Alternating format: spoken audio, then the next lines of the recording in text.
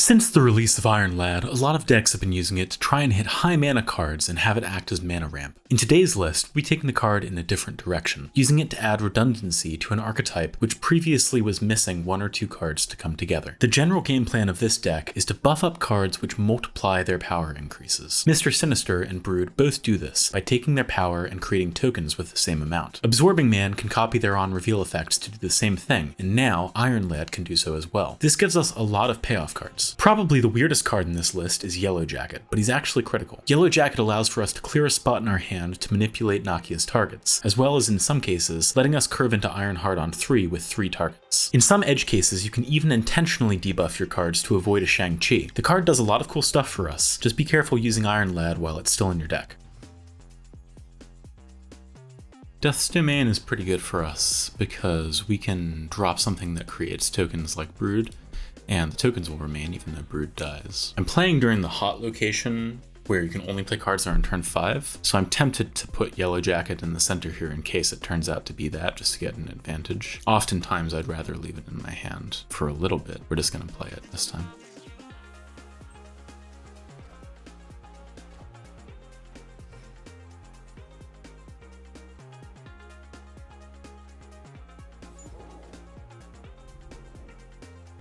Nebula is suddenly a lot worse because of Kitty Pryde. I am tempted to just change this card, to be honest. We're gonna keep playing on curve.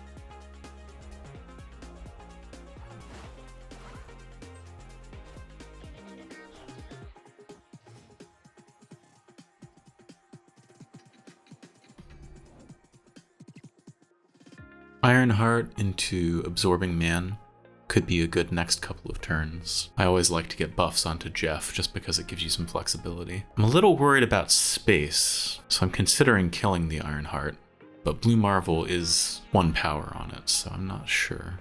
I guess also it can take some power from Absorbing Man.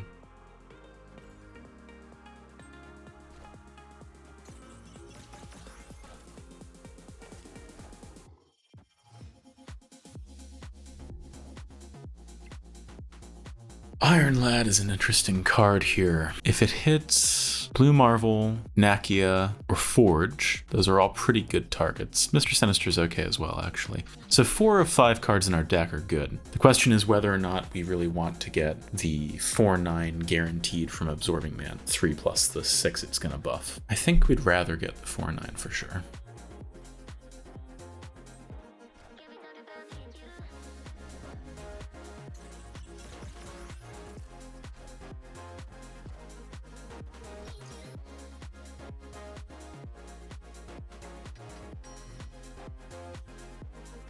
We want to get Nebula out of our hand and probably play Brood over here. I guess actually what we could do, move Jeff over here, play Iron Lad and Nebula, and that clears some space. Hitting a Forge wouldn't be bad. Let's go ahead and stick Nebula in the center. Oh, why? Did you retreat? I'll take it. Hopefully Sakar, it's Okoye, Iron Lad, or Blue Marvel. Okoye or Blue Marvel would be the best 2 hits.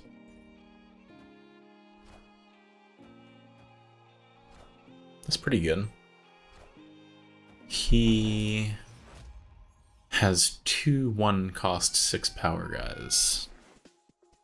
But at least this means he didn't get an extra copy of like a buffed up Kitty Pryde or something. And I think here we're actually going to play both of these here, because again, this is the hot location day, so I kind of want to develop there a little bit ahead.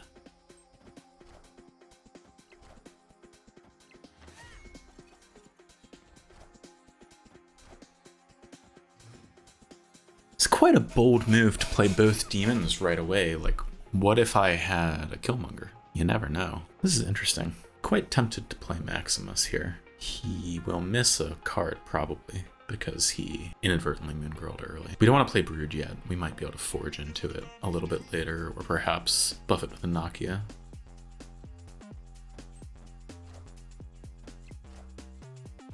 So he's missing next turn's draw. So we made him miss one draw, that's not bad. Okay, now here's the question. Is Iron Lad any good? Probably not. I think at this point we're saving Iron Lad plus a 2-drop for turn 6. Actually, if we play it this turn, we get Nakia plus Jeff next turn, possibly buff up a Brood. Nakia Jeff is a good play to go into the right location. So let's just do this now. If we hit Mr. Sinister, it's pretty good.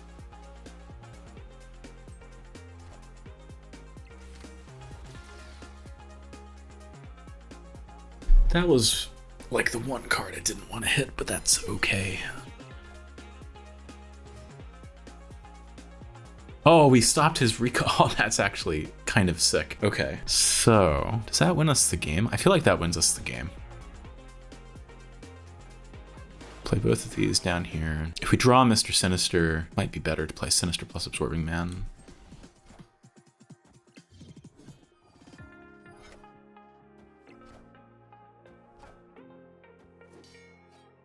There is absolutely no way he's winning here, right? So, yeah, okay, good game.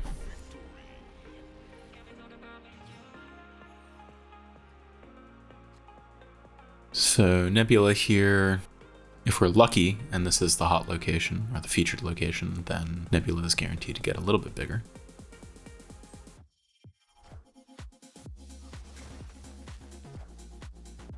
Hitting Mr. Sinister is kind of annoying because sometimes we like to Mr. Sinister plus Absorbing Man on the last turn. That's really good for us though. Play this here. We might just curve Sinister into Absorbing Man depending on what we draw. Yeah, I think we're gonna just play this into this in the right location. That'll be 10 power plus 4 from Blue Marvel later, so 14 power here, which I think he's unlikely to beat just because this deck wants to keep taking stuff back in their hand and playing it.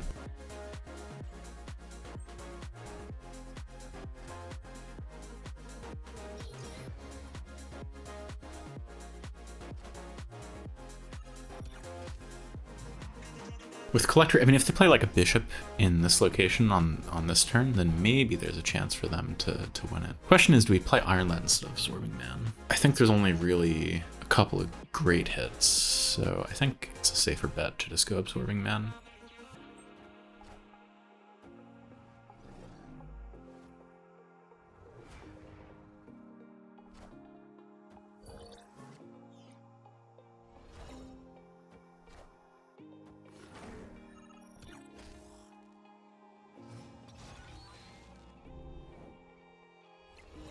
Wonder if he has Jeff. Let's go Blue Marvel here this turn, and then next turn, you know, maybe we will get something like... I mean, we're definitely playing Blue Marvel. I'm just trying to work out my next turn. I don't think there's any super excellent line next turn, so hopefully we're okay here.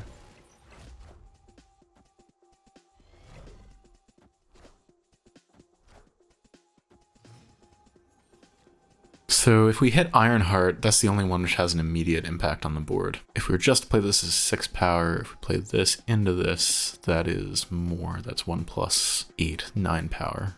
I'd love to hit Ironheart off of Iron Lad here. I think that'd be the most power we could make, and it would importantly come over here where maybe the Collector is about to give it some stuff, but I think this is our best bet. If this becomes 4, that doesn't matter. I think we're winning this. It's going to be close, but I think we're slightly ahead, unless he has a Jeff and bounce cards.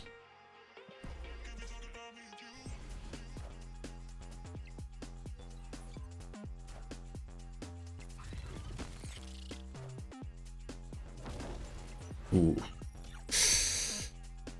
Wow, that might be extra close.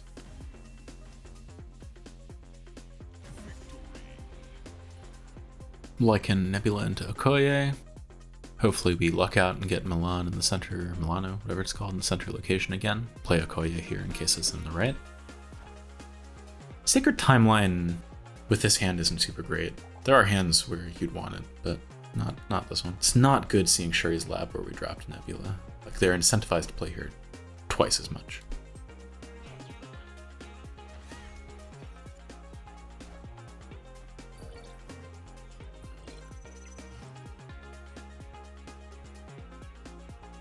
That's good, at least we have a slight lead there. Sherry's lab is not a very good location for us because it only multiplies the power of the base card and not the tokens if we play Mr. Sinister or Brood. So I think we're just going to develop our setup cards, so to speak, like Nakia, here in this center location, and we'll plan on just hopefully having a big token creation in Milano and Sacred Timeline to win the game. What deck is this? It's like an Agatha thing or something. We have 3 really good hits on Iron Lad here. I'm quite tempted to play it. And if it gets a good hit, that means Absorbing Man also gets a good hit, unless it's Blue Marble. So let's do it like this. Do we want to do Yellow Jacket in the middle, maybe? Gain 6, lose 2, so it's a 4. Yeah, might as well. I think we'd rather have room for a bigger card in the location we think we're actually going to win.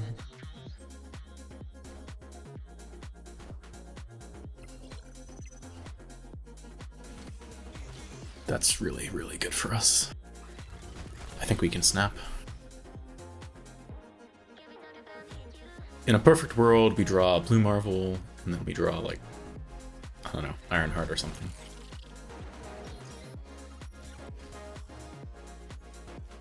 Nice. Guess we play this here in case we draw Ironheart, because we don't double Ironheart. Actually, Ironheart is less than just like playing Jeff in the center for 10, so let's just play it here.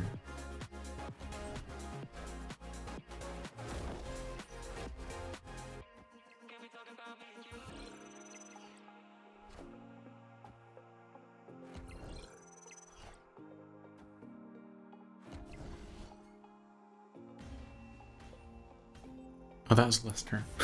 I didn't even realize I zoned out.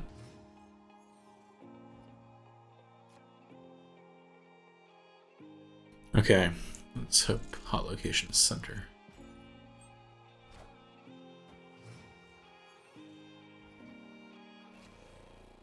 That's also good to get an advantage in early. I'd like Milano to not show up anymore though, because I don't have a 2-drop. Nakia is obviously a lot better than Ironheart here.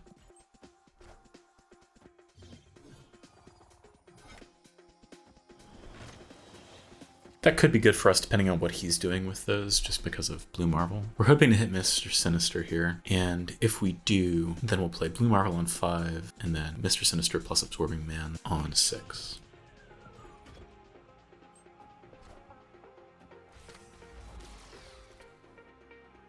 That's not too bad. It does give us an opportunity to maybe just Brood here. Problem is we really want to play Blue Marvel on curve because we have to hit Nebula to have a turn 6 where we don't just play it. So I'm inclined to play Blue Marvel this turn and then like Forge Brood next turn or something.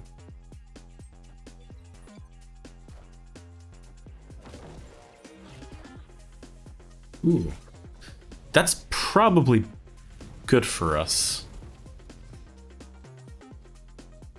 I'm assuming at this point that he's playing Luke Cage. Not all of those decks play Hazmat, but obviously Hazmat isn't fantastic for us. If he sets up a Wong this turn, we might end up retreating, to be honest. Turn 7, I think, is Ironheart Absorbing Man, which we will have space for if we do this.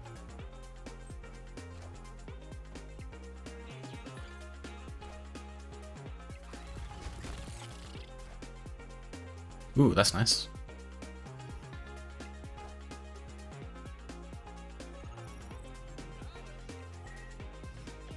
Certainly, I think Hazmat is coming. I don't know if that's going to be enough for him, though. Question is whether we play 0 power in the middle or right location. He has 7 mana, Hazmat is 2, he could play Wong plus Hazmat, he could play Absorbing Man and Hazmat. I don't think we're going to be able to overtake him in the middle, so because of that, we're going to Ironheart in the center and keep up a higher power, hopefully, in the lane we're already winning. This isn't a snappable game, though. I can't do the math.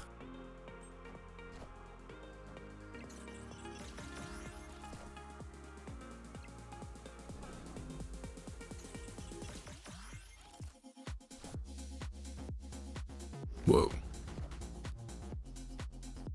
That ain't it. Quite surprised that a Hazmat deck would play Professor X. That doesn't seem intuitively great to me. Thanks for watching, guys. The next deck I'll be covering uses Howard Duck very well and helped me climb to my highest rank so far. If you want to be sure not to miss that video, be sure to subscribe here on YouTube and follow me on Twitter. See you next time.